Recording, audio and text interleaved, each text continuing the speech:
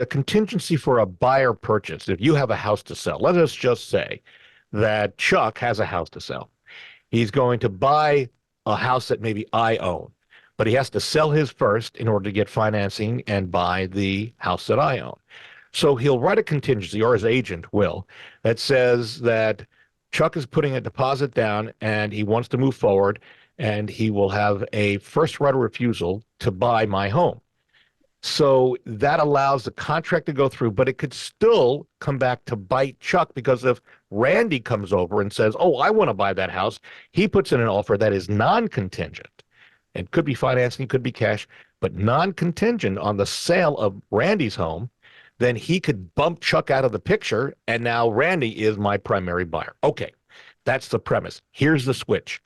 What I'm seeing now is there are a lot of people who want to buy a home and sell their existing one, but they don't want to sell until they're able to find and get the house that they want and put up contract on it.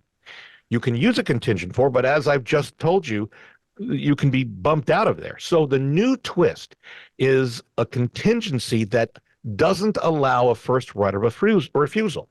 So, Chuck, this happened several times this week to me alone, where we've got a buyer coming in with their agent. There is absolutely no first right of refusal for X amount of days, which means it locks up the house until X amount of days. So it might be 10, 20, 25 days until the buyer of, let's say, my house feels that they are able to get a contract on it. This is a new twist. No first right of refusal. It's all buyer heavy and very little advantage to the seller side. Thoughts on this, guys? Haven't seen it yet. I can't wait. It's coming. Greg, your thoughts? I mean, we see everything. This is why it's important to have an agent on both sides to help you navigate these waters, because it can get tricky to win bids, especially with people wanting to move, being desperate. And we ourselves have seen people, I was talking about this earlier, setting make me move prices because they want to move.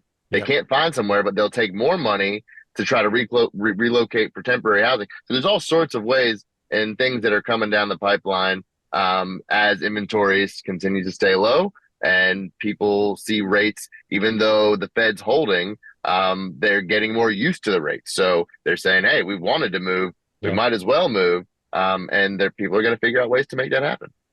So here's my take on another reason contingencies are coming back.